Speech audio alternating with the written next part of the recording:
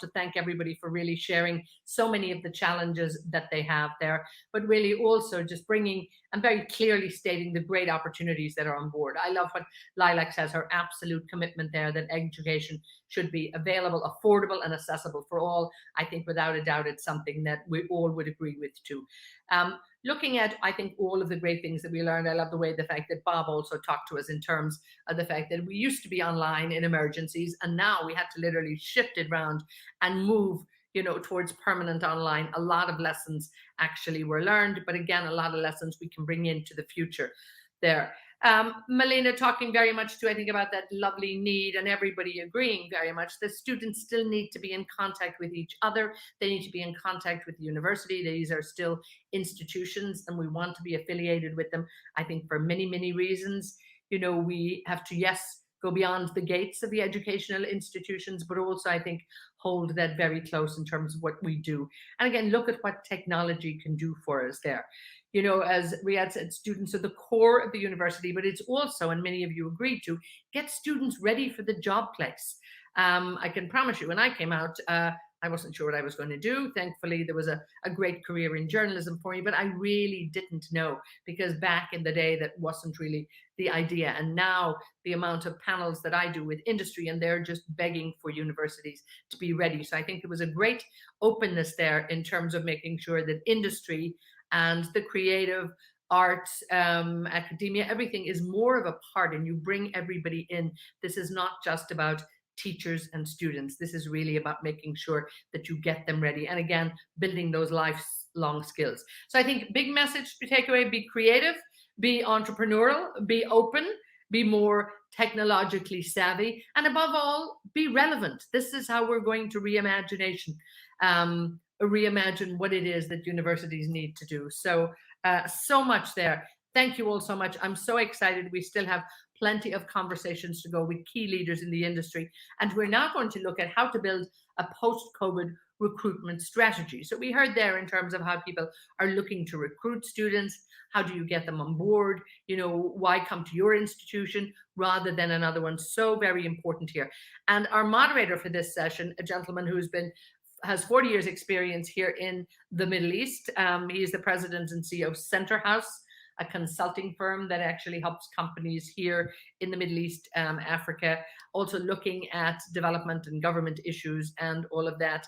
You know, he holds several degrees, teaches business management and marketing and that, and he's been here in the Middle East. So I'm absolutely delighted to introduce, as our moderator for this session, a big warm welcome to McClelland. Mac, I believe you're there with us, and we're absolutely thrilled that you're here. I'm really looking forward to this session. So thank you for the introduction. My mother thinks I can't hold a job, but I keep telling her that I'm just doing more and more, you know, as I develop myself. Thank you to Anjum and Caitlin, others at the Alhambra U.S. Chamber for putting this together. The Gulf Higher Education Conference is something that's long needed, and finally we have it. So this is the inaugural one. As you heard, we're going to talk about how to build a post-COVID recruitment strategy. And we have some construction going on, so there's a lot of dust in the air. I'm going to mute myself between while the others are speaking, just because I'm hacking and wheezing. So institutions can no longer rely on traditional models of student engagement and recruitment. An altered landscape of higher education requires fresh and innovative approaches.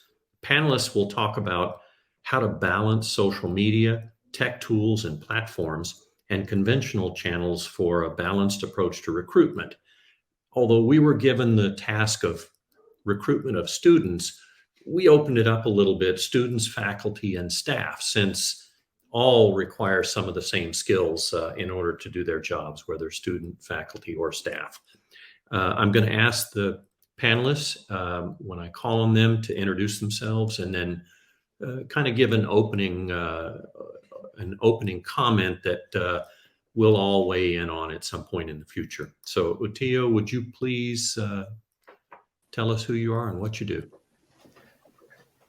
Hey, a very good morning to everyone from Denver. I am assuming good afternoon, good evenings in various parts of the world. A pleasure to be here. I am the Vice Provost for Internationalization here at the University of Denver. I've been here about 22 months, most of it due to COVID, seems like in a time warp. But previously, before this, I was the Executive Director of the new Center for the Office of Global Learning at Cornell. And previous to that, I had led global engagement at Clemson University and my own alma mater where I was faculty and I started this journey is the University of Georgia. I'm an architect by profession, but now trying to, design my way through the higher education industry.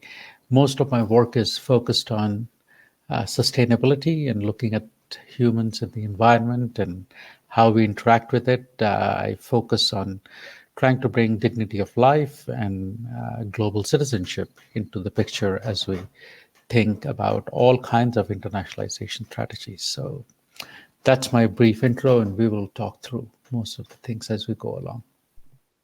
Thank you, Mac. Thanks a lot. Ali, would you come in, please? Yeah, hi, Mac, and hello to everyone as well. My name is Ali Shuhaimy. I'm the Executive Director of Enrollment Management at the American University in Sharjah, United Arab Emirates. I have been with the university almost since the beginning. That's about 28 some years ago. And we have, of course, experienced a tremendous growth in this institution, which is really part of the growth of the country itself. The main focus, of course, I need to say I'm an engineer by profession as well. So I try to engineer my way through the recruitment process in the university. The university, of course, aspires to become an internationally recognized institution, which we have achieved. Part of this, we do have, almost 100 different nationalities, students coming from about 100 different nationalities on campus. And we have been, the last, 2 years prior to the last year, we have been by the Times Higher Education recognized as being the first in that arena as diversity is concerned in the institution. Our goal is, of course, to recruit students from all over the world and to educate students as life learners, not necessarily just for the marketplace, not necessarily just to get a job. Our graduates have been sought after by different organizations, and our students have been really joining exceptional universities. One of them is Cornell, by the way, for their graduate studies. So we are very proud of what we have established and what we have done and achieved in the past about 20 some years. And we look forward to the next 20 years, which I'm not going to be there, of course, but so but we look forward to continue the progress. Thanks, Ali. John, hope you had your coffee there and you're really right. Hello, everyone.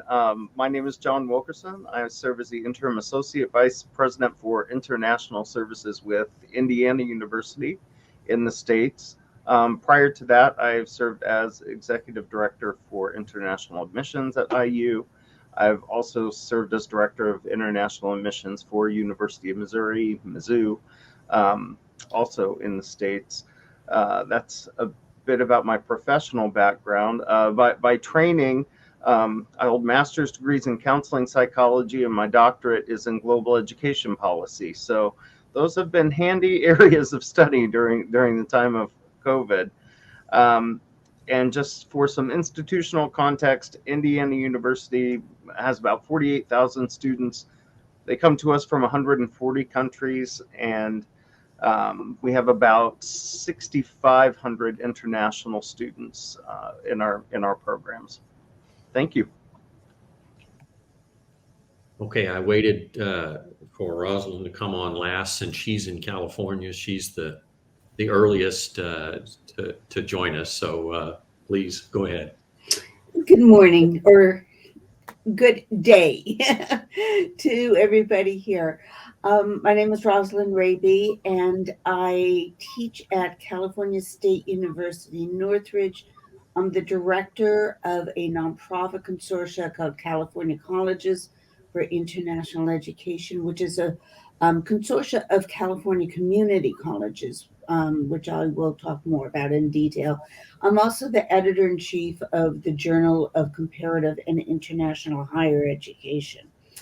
I have my PhD in the field of comparative and international education, and my research primarily focuses on community colleges and global counterparts around the world. I've published extensively on these institutional types and their advantages.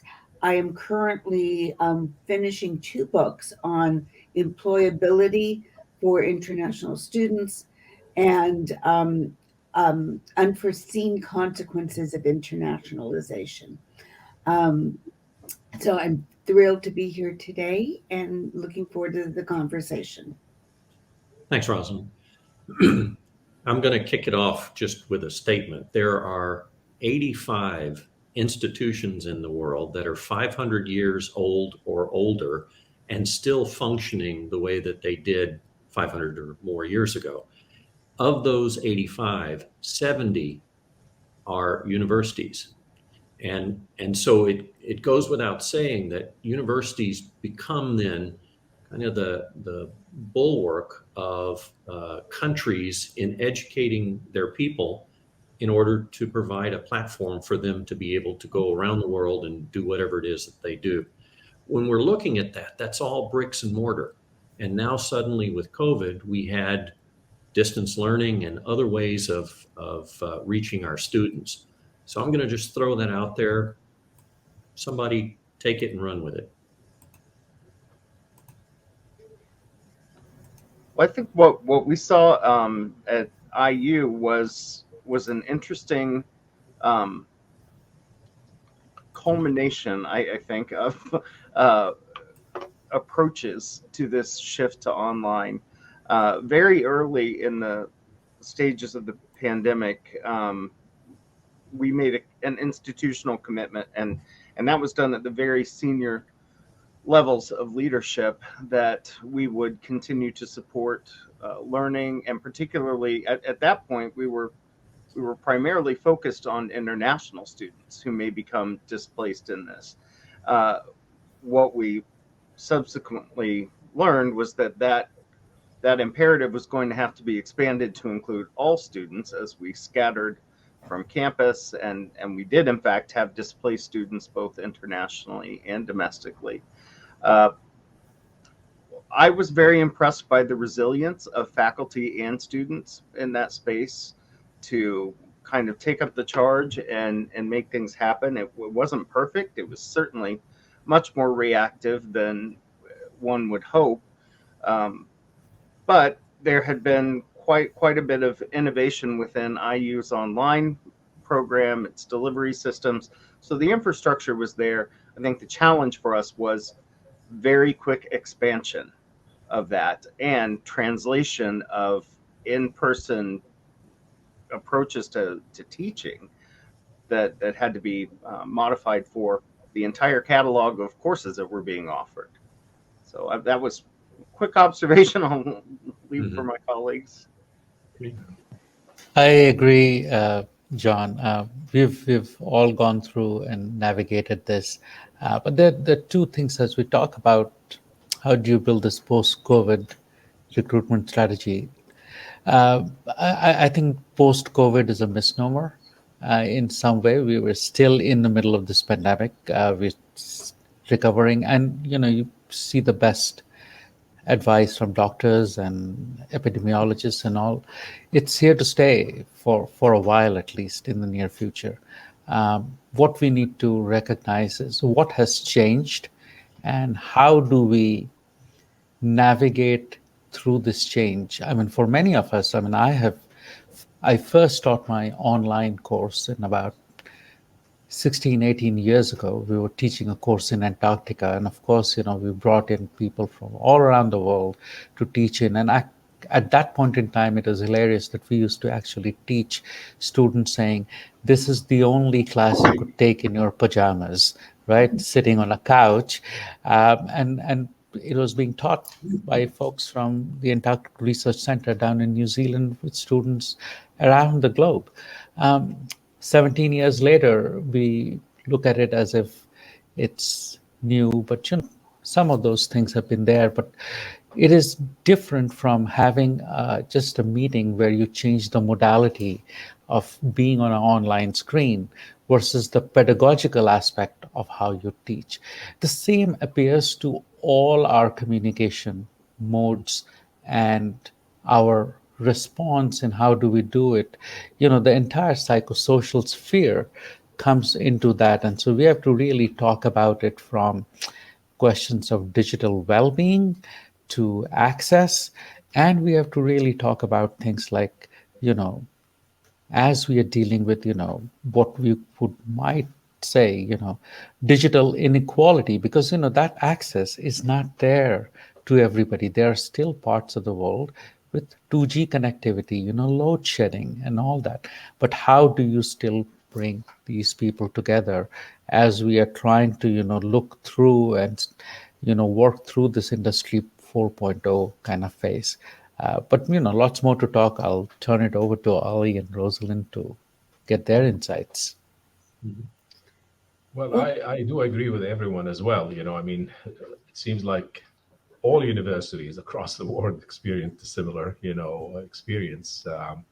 The rapid shift from being physical into online education, and really not just education, but the whole process of communication pivoted to a new norm. And this was a challenge at the beginning. But what really surprised us, which we shouldn't really be surprised, in essence, and that is the actual, resilience of the students themselves to move into this new environment and challenge the university, as a matter of fact, in a way that they're so resilient to technology and what can be and cannot be done, and their comments to us about improving, what we are doing, even in the first month of, shifting to the new,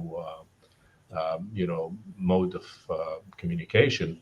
And that was really refreshing to see students coming back with such ideas for us, to improve on how we deliver, the lectures, as well as how we communicate with them. So I think this is a lesson learned, that these students are very much informed, and they are very, very technology savvy, that they can really, going forward in the future, I think, they will be looking for basically ways and means to acquire knowledge through the use of technology, more so than what's happening today, which is going to play a major part in our recruitment efforts, trying to seek out and understand what are they looking for in the future, as far as higher education, their outlook to higher education and what they expect from it. So that's a very important lesson that we learned at the university. And I will add information about community colleges. Community colleges are not universities, and yet we are experiencing exactly the same as my university colleagues.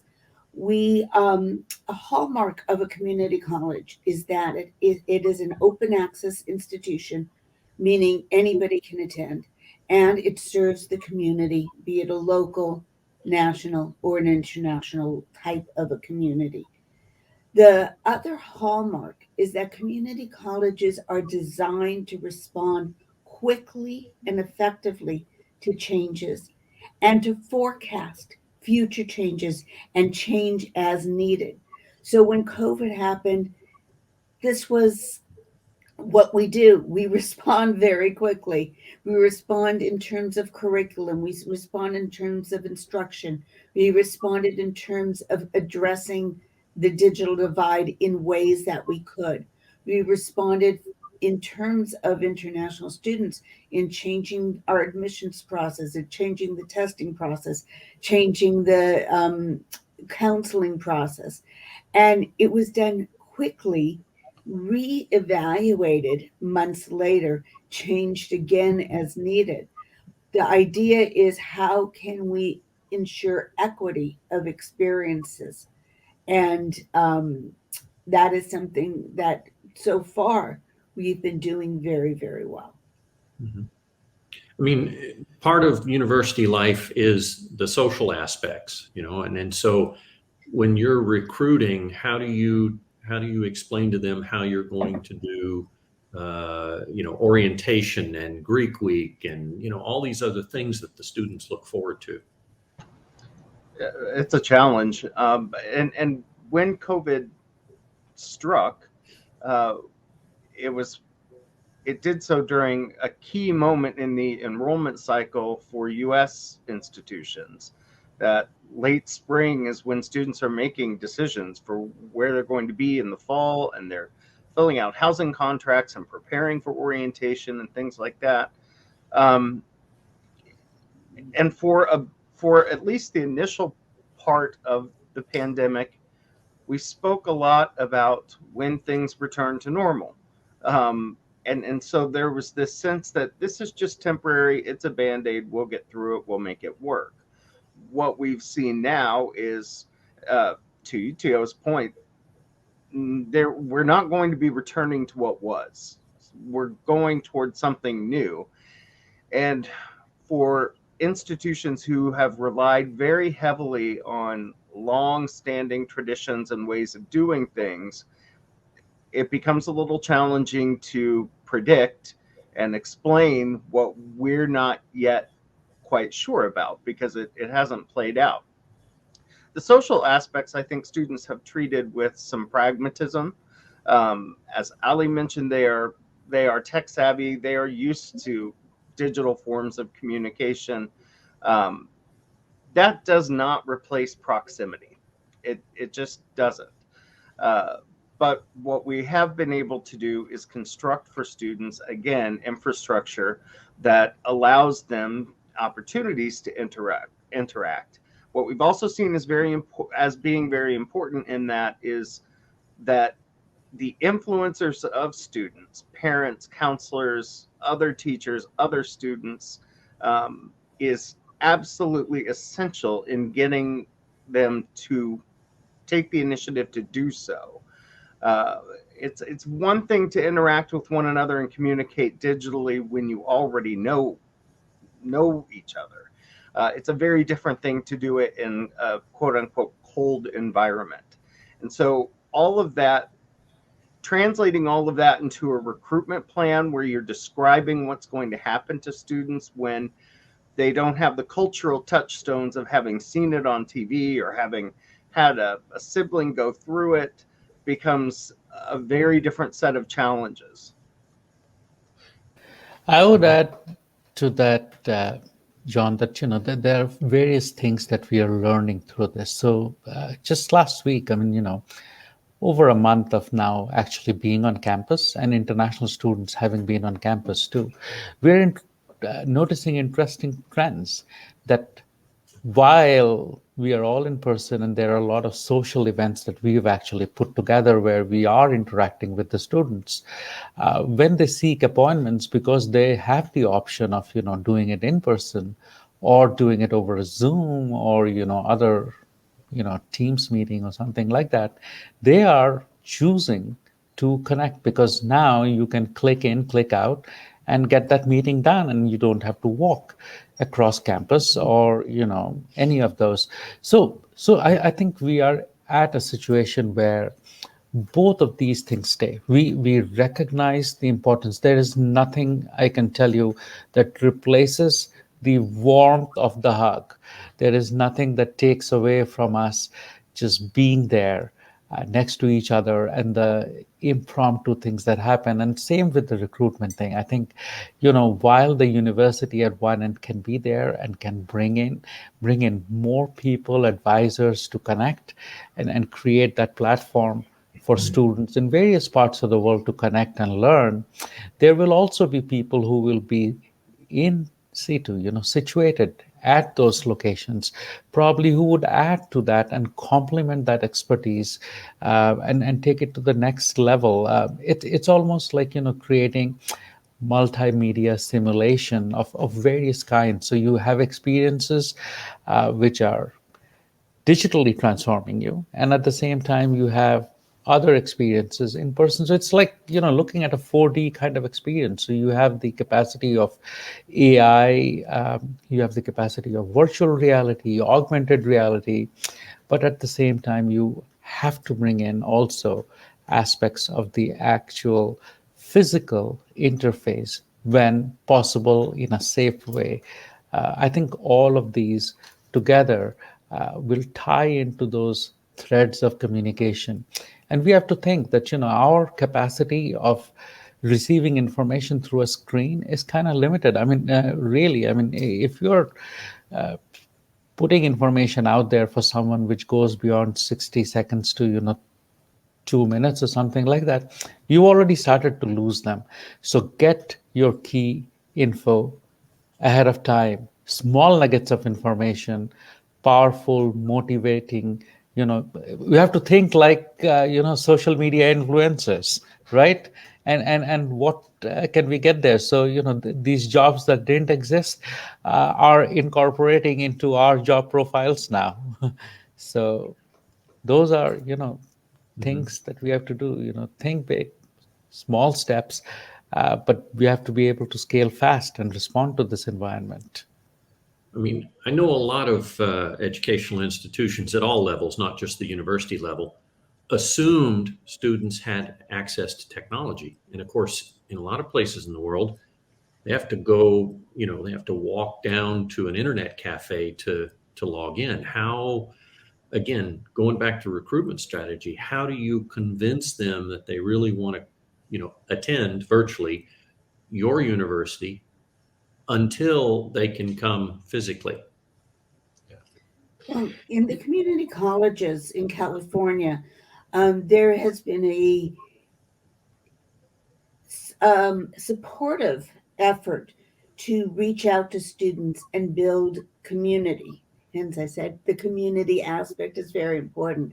This included counselors, directors, faculty reaching out outside of the classroom on a regular basis to students to have a chat. The idea was to catch the problems before they would happen, to provide a supportive link between somebody on the campus and the students.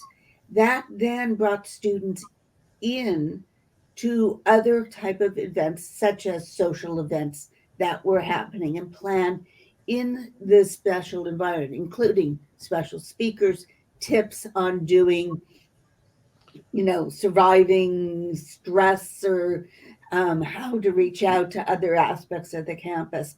And so combined, we knew when there are issues and we're able to help figure things out as best as we could in the situation. I did hear stories of students getting up at 3 a.m. to take classes. And that's what they did. And they did it because they were committed to finishing their education at that semester so that they can either transfer to a four-year university, which is another hallmark of the community college. You take 2 years at a community college and then you could transfer to a university. 99% of our students succeed in that, and international students succeed in that. Or you go to work and you have the degree or certificate that will enable you to get a good job. So there is an interest on the part of the students to be able to proceed in their studies. Mm-hmm. We have, one of the challenges that I think we're going to be facing going forward, all of this is new to everyone. And to try to really change mindsets within your organization to basically absorb all of this and then adopt all of these new changes and try to come up with ideals and strategies, especially with people who've been doing this for so long, and then, they're faced with the reality. Now you have to shift gears and go somewhere else and try to do a lot of different things. It becomes a big challenge to educate people. And the problem is who's going to educate? Because the educator himself or herself don't really have the background still. I mean, we improvised throughout the process a lot of things. Some of them worked well, some of them didn't really work the way we anticipated they will. But at least we have some background. But is that sufficient? I don't think it is. I think it's a learning process. I think going forward, we're going to have to really deal with a lot of unknowns. And given the fact we know, most likely things will evolve into a blended type of education going forward, which will be preferred by a lot of students, that they may have a couple classes physically on campus, or, and maybe a couple would be online, or hybrid type of 1 week on, 1 week off. They don't mind this as far as our experience is today. Going to the question of people who may face difficulties due to resources outside, who join your university. We did not experience this with students, or, we didn't really come across a situation where a student says, I don't have internet access, or I don't have a laptop to do so. So I cannot really comment on this, but definitely there are people who will experience difficulties. They will be very interested in your institution, but at the end of the day, there are limitations. Now, what we do as a university, we cannot provide, compensations for technology use or access to technology, but we can provide scholarships to students. We do have a very generous scholarship programs and also need-based programs to support students who may be able to find alternatives to have access to join the university and study online.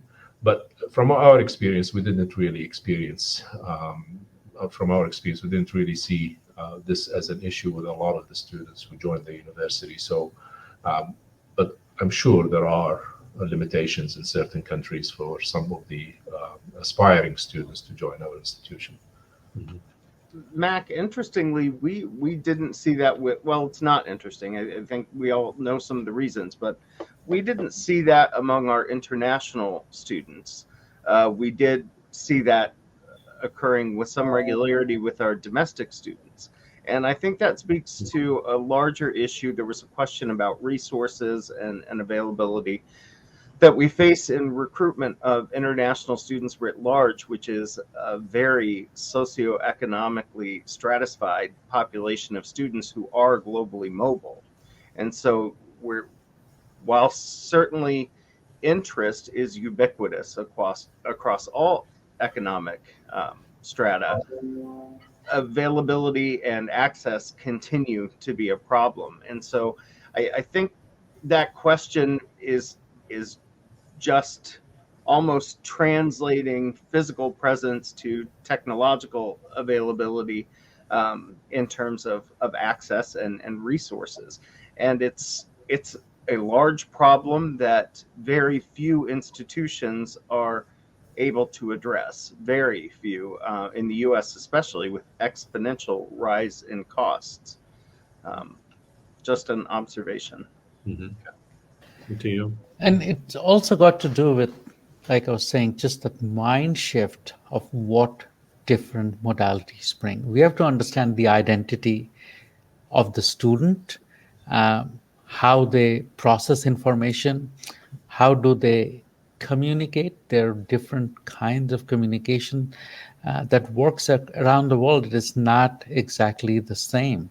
And so being able to understand that intercultural aspect of this, interface and how we are dealing with students and how we are, interacting with them and how we are able to get that message across is key. Pedagogically, just like in the classroom, we've brought in instructional designers who are helping us navigate, what is the difference between teaching in person and then translating that same information into another modality. At the end of the day, how do we create knowledge for them which is meaningful? And then that's what these students are looking. They all are seeking an opportunity to get a good education, and we have a responsibility to navigate them through that process so that they get the right information.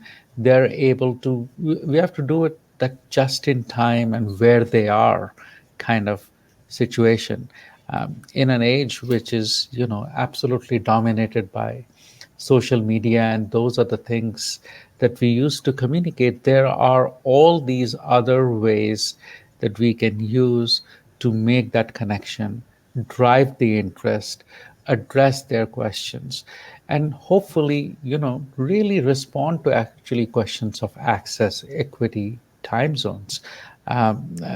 If we don't respond and understand that, we are living in that same world. I mean, going back to Mac's statement, we will be part of that 500 year. We're getting fossilized. We have to come out of that, and we need to be able to think in their shoes. What is it that appeals to them, and how will they, even when they come back into the classroom, what is it that we will engage them? How will we engage them? This is an opportunity for change. If we don't adopt it, if there is resistance to these things, then we are not serving ourselves or serving the students, the faculty, the administrators. So, there's a whole new toolkit. We have to, embrace that and work with it in a way that works. And again, it is small pieces of tying those threads together so that it becomes meaningful to them.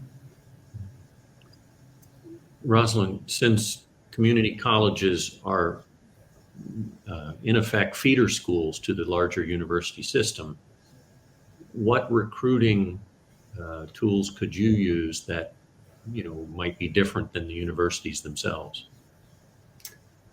Well, we recruit based on the strengths of the community college itself. Each community college has a niche in terms of their focus in serving their local communities. So the coursework will be slightly different. The opportunities for internships would be slightly different. Um, so each community college begins with their strengths. Overall, we look at cost, we look at transferability, and we look at some other hallmarks of the community college, such as small classrooms, smaller counseling to student ratios, um, differential community because you're based in the community itself. So let me talk a little bit about cost. In California, and I was looking this up right before class, before our session here. You can tell I'm teaching online all the time. The tuition and fees for 2 semesters is $8,376. Yeah, I'd love to look at my university counterparts. So, an extraordinary recruiting aspect is that you can go 2 years, get an academic program that is prescribed by a university, and in California's case, the University of California system and the California State University system, graduate and transfer directly into the university of your choice. Granted, you have the grades and you have the capabilities. I mentioned before, our transfer rate is at 99% for international students. International students also tend to be leaders in the community college in terms of student government. They are actively involved because it provides that outlet for them to meet other students and to help forecast what are the needs of the international students that can be then serviced very well. The other aspect, other than cost and the transferability, is, as I said before, the services that community colleges can bring, because they are designed that way. Very, very few classrooms are over 30 students because the buildings just don't have a big classroom. It was designed to be small, direct instruction. And that outreach from the counselors, from the staff to the international students has been designed purposefully to serve everybody's needs. Mhm. I'll stop here, but we absolutely have extraordinary differences that serve international students extremely well. That's why we're so popular Mhm.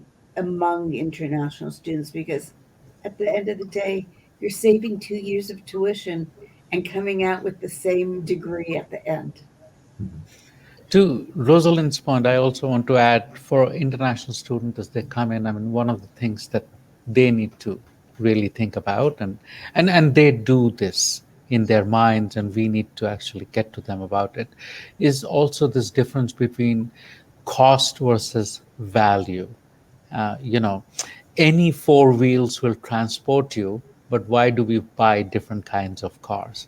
I mean, yes, there could be some luxury in this, that, but if the end goal is, going from one destination to the other, we have to, navigate through this.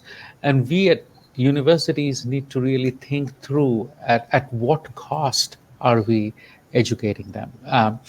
This is where I think, to Anjum's comment here, we governments need to think about it, society needs to think about it, and we all need to think about it, that uh, more than economic drivers, we need to become drivers of change. We have a responsibility to give our students, not only within our local community, but if we see ourselves as world universities, at a private university which works towards the public good, right? These are the kind of things that we should respond to, as to how are we giving the right petri dish for our students to thrive. As a father to two young kids, 6 and 9, I mean, all the time, this is what I worry about. What is the legacy I'm leaving them? It is not going to be money. I didn't get that from my parents. They gave me good quality education because that took me to the next step. And that's what we need to leave this incoming generation with. And I think that is a responsibility we all, governments, society, educational institutions, we need to embrace, and we need to think through this, that this is not a question of us versus them. There is not a divide. We need to nurture talent. We need to help bring the best out. And from the recruitment perspective, I think those are the things that we need to be able to tease out, to see who is out there that can thrive given the right environment, and where is that best opportunity lying. There's so many people who may not get it. I mean, we are abandoning you know standardized testing scores and those kind of things. So as we are rethinking all of this, modality, different approach, different identities, navigating through all of this is a lot going on, but it is not, you know, different or difficult if we mentally embrace that we are in this era of change, and the next phase is here. I think we need to move with it. We need to thrive with that to help them thrive. Mac, when I think about all of this, COVID has happened at the same time as a generational shift in especially undergraduate students, and all of this has coincided with expectations being just turned upside down. So when we think about post-COVID recruitment strategies, one thing that this pandemic, one of many things this pandemic has taught us, is that this generation that's coming up and the generations following it are savvy. They're savvy consumers of education, and I know that's a word that we don't like to use in higher ed, but it is a truth. They are savvy consumers. They've seen how it works. They are also savvy in terms of social issues, and their expectations can't be divorced in terms of what they want to see a university do socially for access, equity, so forth, and what it is that they want in terms of outcome. And we're seeing that play out in the US with cost benefit analyses and students really questioning, is this worth it? At the same time, we've seen tertiary education, higher education explode internationally, and not in terms only of seats, but in terms of quality. And as a public university, that's something that I do and should champion. That's fantastic. And I think that recruitment strategies need to consider that international students are going to have different, post-COVID, different expectations, more and different options, and that's going to change global student mobility, period. And institutions like ours who are interested in maintaining, fostering, supporting global dialogue, that soft diplomacy that we all know work, we're going to have to find smarter ways to do it. And I think a lot of that is going to be through exchange programs, more partnerships that can help alleviate some of those cost and resource issues. When it becomes partner to partner, and to your earlier point, Mac, then that can also benefit not just students, but faculty and staff, and really showcase lifelong learning. That you should not just have a special 2-year or a 4-year bubble in your life where you are able to connect and interact globally. That should be able to continue. And if universities can't figure that out, that doesn't say much for us. Yeah, they're not learning. And Correct. community colleges are figuring it out Exactly. in tandem with the universities, because we all work together as a system. And I think that's really important for our audience to know, that there's no isolation in terms of student enrollment. Can I add a couple things on top of all of the ideas that was shared here? Were shared here. You know, we look at it as well from a different perspective. Okay, first of all, we realize that increased personal interaction, and I believe Rosalind used the word communities, creating communities and really having a very strong personal interaction with students and parents made a big difference in the way we have been received as an institution. The second part of this is partnerships with the schools. We have a history of entering into partnerships with schools in the country, and now we're expanding beyond the country, whereby through this program, we organize competitions for talent, for creativity, for initiatives that the students engage in. When you'll have like 1,000 students involved in one competition for the whole day, in all the various fields, whether it's engineering, whether it's sciences, whether it's liberal arts, and so on and so forth.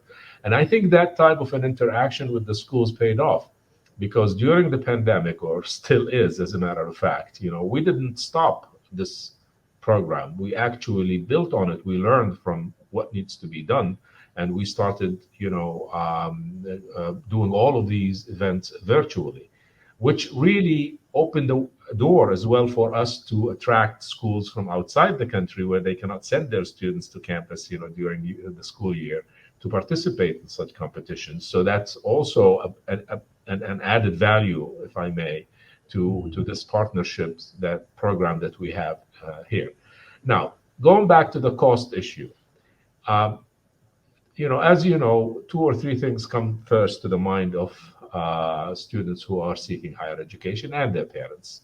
Cost, most of the time, is almost number 1, if it is not number 2, compared to quality. Okay, where is the student going to study? So really, you have cost and quality and affordability, if I may. as well as the actual outcome of that education in that institution. What is it going to do for me when I get out in the real world? So if institutions do not capitalize on these three values and start really realigning all of its communications, all of its measures, all of its teaching methodologies, keeping up with what's happening in the real world on a daily basis, whether it's a faculty or staff or an administrator, I think, universities will end up having, a back seat, rather than a front, the advocates of higher education. So putting all of this together, cost is a very critical matter to a lot of people. I mean, you may have a lot of talented students, but they cannot afford your institution. So if you really want to give these people an opportunity, then you have to find a way to open the door for them. And this is part of our mandate in our university. No one will be, asked not to apply if they cannot afford our university. We will find a way to support them somehow.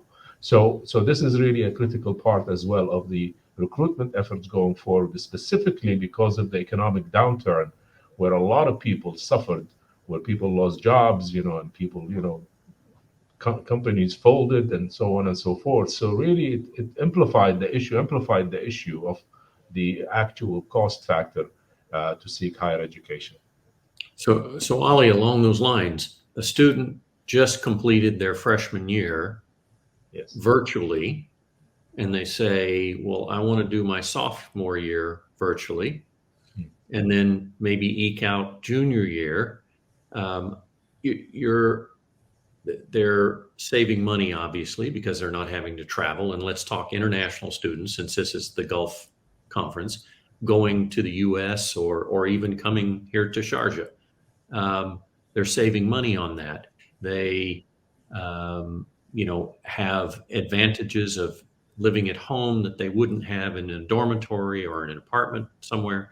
I mean, when will universities, and I know a lot of it depends on the government's vaccination programs and travel programs and all those sort of things. But I mean, could a student who just started during COVID actually go through a 4-year degree and never go to the campus? We are not in that phase right now. This could happen in the future. Most likely, we may be starting with the graduate programs on this model.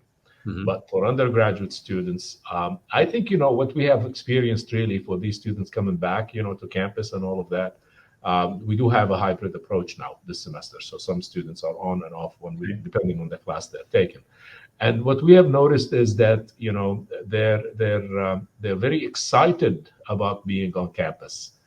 They want to be on campus. As a matter of fact, the two classes that we graduated during the pandemic, we are holding the commencement for them, a physical commencement, coming up very soon. So that way they feel that, they are being treated equally to everyone else, and they are so excited about us actually organizing these two events for the two classes that we've graduated so far. So I honestly think going forward, yes, online education will have a major part of the overall 4 years experience in undergraduate education. But to what extent, I honestly think this is premature to do so, because I think the social factor really is critical and important for the well-being of the students. And they themselves, I take this from a personal experience, where I have my son himself, in the university, and he was so excited to go back, to the campus where he meets his friends and talk to his friends and go out and have lunch with them and so on and so forth. So I think there will be some, like I said earlier, probably blended or hybrid going forward with some courses. Yes. Anybody else have a? I think there are online programs and there are in-person programs, and now you have this mixed kind of modality, and I think all of those can be incorporated in there. Like John said, absolutely working with our partners, and they can become aggregators in the local sphere to bring students too. So maybe students, again, you don't have to set up your own brick and mortar everywhere. Other people have done that. use advantage of that. Let us rethink how our engagement can, expand our footprint in various places. Again, a sustainability person, I mean, I want things to be carbon neutral. I mean, global learning, engagement, our business, our interactions does not need to happen by getting on a plane. We should be able to transcend those things. We can reimagine that. But at the same time, as I said in the start, I mean, there is nothing that, virtual hugs are good, but does not replace the real ones. Right. So at the same time, we have to embrace the opportunities that come through. Students are beyond thrilled to actually be on campus. The whole experience for many of them coming to the university is that independence of actually being out of the house they were in, navigating all those things on a day-to-day basis. And now they also want to have their space when they want. And well, I can do this meeting virtually, why not? And then I do want to meet my friends at the end of the day and hang out with them and, go to a concert or the bar or, wherever else that they want to do. So it's a new environment, new landscape, and we need to, turn down our wheel, become young and think like them as they are doing it. We can definitely do it in our minds, if not otherwise. I mean, we have 1 minute left. Rosalind, comment on that? The world's changing. And as we talked about in this panel, we as higher educational institutions respond, prescribe, even move the direction. The collaborations that each of our institutions have in other countries, other institutions are building new platforms for learning. Do students want to be in person? Mostly. There is still an overwhelming option for students to come in person rather than choose to do online, although there are benefits in both. I think it's also about the changing construct. In California, we have the lowest COVID rates in the country right now. So we're doing things and making choices that might be different than other states. And that is imprinting higher education as well. So it's all about the flexibility, maintaining the quality, and as Uttiyo was saying, the well-being of the student. That, and in the field of community colleges, we call that capabilities. The idea that you are teaching for the whole person, not just for the skill. All right. So thank you. Thank you, Rosalind, Uttiyo, Ali, John, thank you very much. And I'll turn it back over to the Master of Ceremony.